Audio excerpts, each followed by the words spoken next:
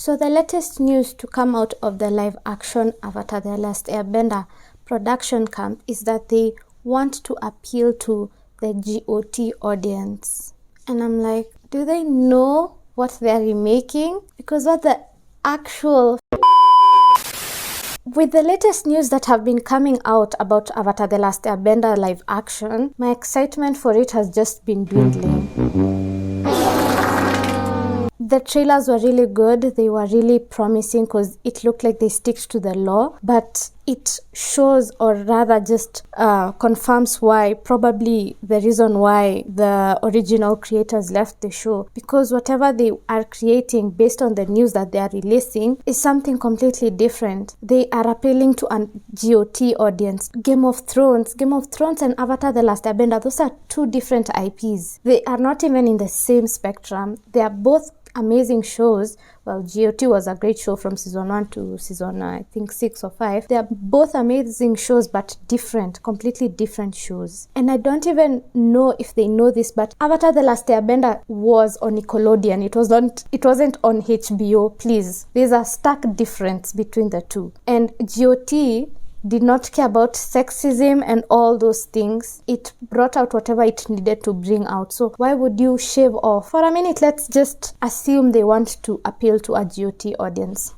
Let's just assume that, right? If you're doing that, then why would you shave off some of the things that made Avatar The Last Airbender Avatar The Last Airbender? GOT was never afraid of highlighting uncomfortable topics that surround us as human beings. You know, they depicted things that were very violent, things that you would not even imagine on your worst enemies. They did that. So why would you take Avatar The Last Airbender then and take off the things that made Avatar The Last Airbender Avatar The Last Airbender? Personally, I don't agree with taking what made Sokka, like taking off the sexism that he had to unlearn. It's not that he didn't unlearn, that he was the same person we met in season 1 to season 4. No, it's something that he had to grow from.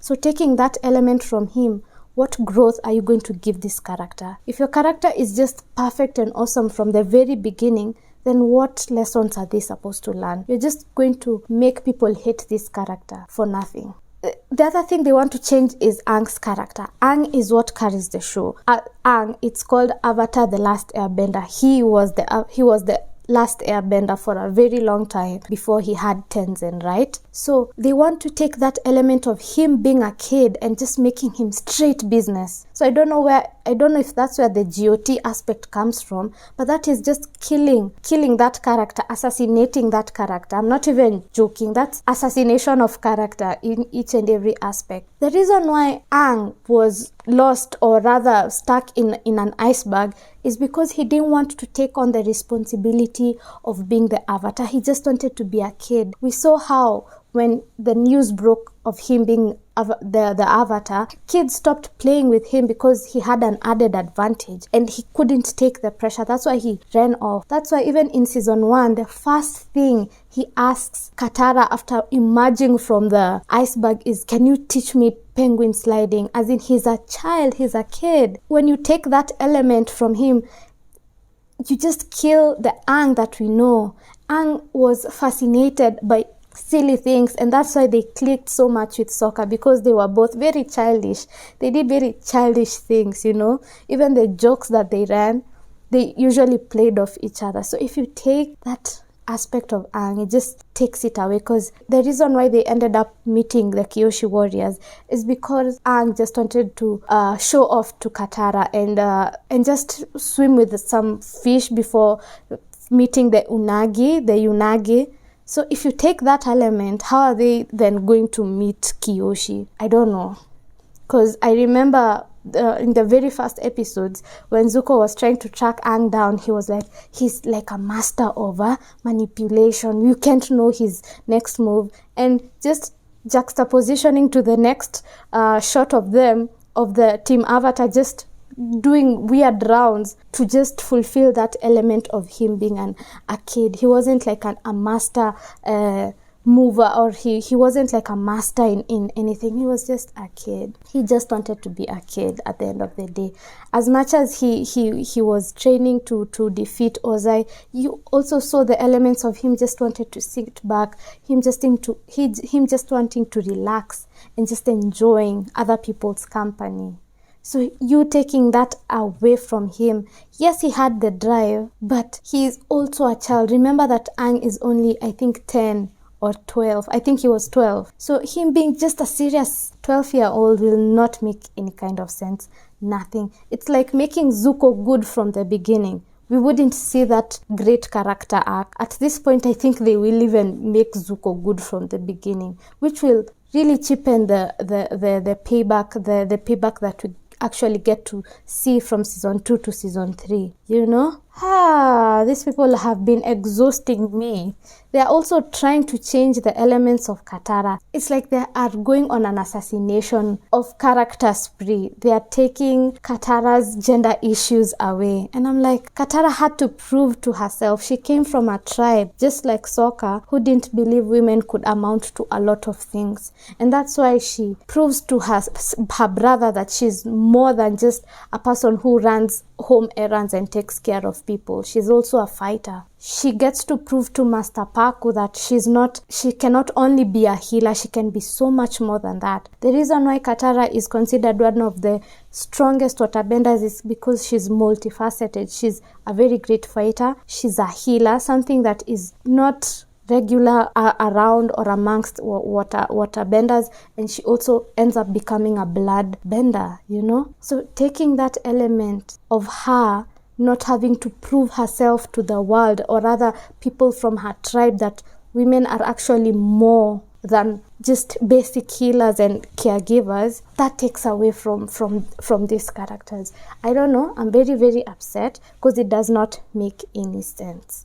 I don't know if they're trying to rile up people. I don't understand. People were really excited about this live action simply because One Piece really gave us hope, you know. But the difference between One Piece and Avatar The Last Airbender, something that I've said over and over again in my videos, is that Oda is fully involved in One Piece. I remember watching an interview of the producer saying if Oda didn't like anything about a certain cut or a certain scene, he would request the scene to be taken off. He was hands-on in everything that was created. Nothing went past him. And that's why the live action for One Piece was such a great success. The only difference here is the original creators left. So these other people are free to do whatever they want with what they have. And there's nothing anyone can do about it.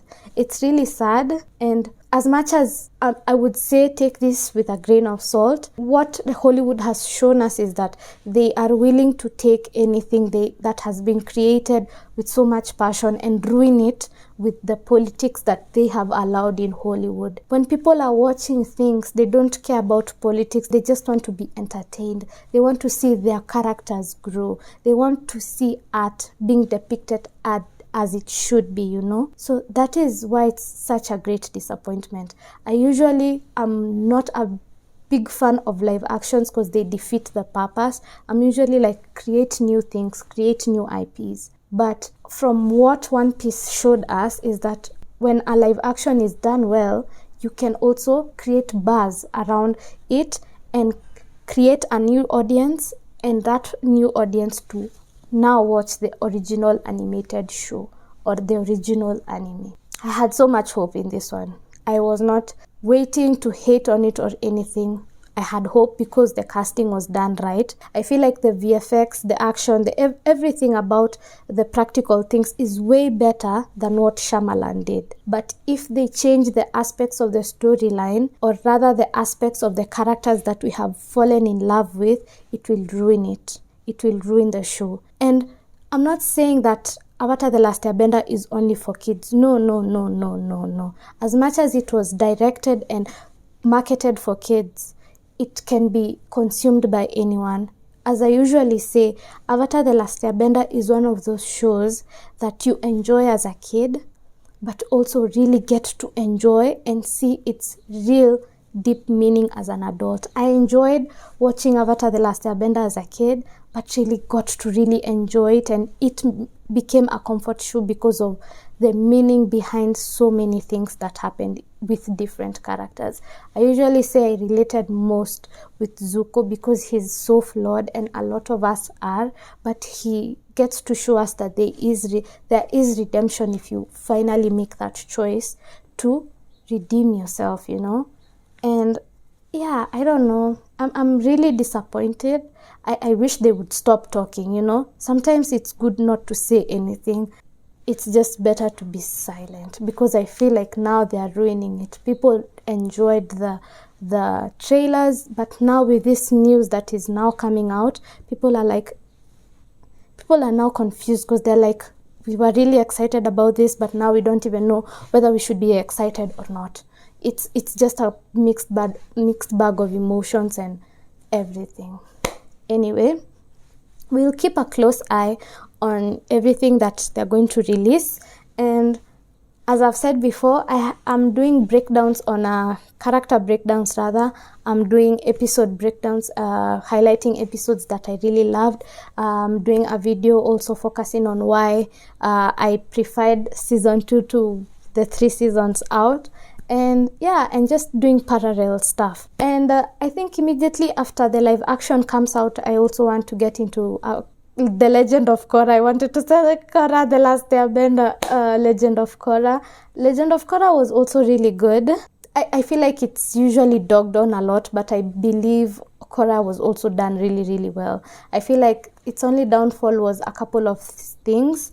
Like, actually, I think the only thing that I really didn't like about Legend of Korra was how season 2 ended, and how season 4 ended, the fight with the big machine. But otherwise, I think its magic system is well grounded. And I also liked how Korra, also being a very non-perfect character, she was the complete opposite of Aang. Aang was so likable. He's mostly perfect in so many ways, and Korra is just there, a teenage brat, and she had to be humbled. The thing I like about Legend of Korra is that Korra was humbled, you know. So I really liked Legend of Korra. I don't usually watch it as much as I do Avatar: The Last Airbender, but I think it deserves a well-needed breakdown after the live action stuff with Avatar: The Last Airbender is done. So yeah, that's it. I just needed to let that out, because what are they doing to this thing that we really love, you know? We wanted to have a win like the One Piece fans. I am a One Piece fan, like completely, but I am a die-hard fan of Avatar: The Last Airbender. I just wanted us to have that win. Yeah, I think that's it for today. I'll see you on the next one. I have a couple of videos out on Avatar: The Last Airbender. I'll link them on the description box, and have some of them floating around the video. So yeah, up until next time, I'll see you on the next one. Take care of yourselves. Bye.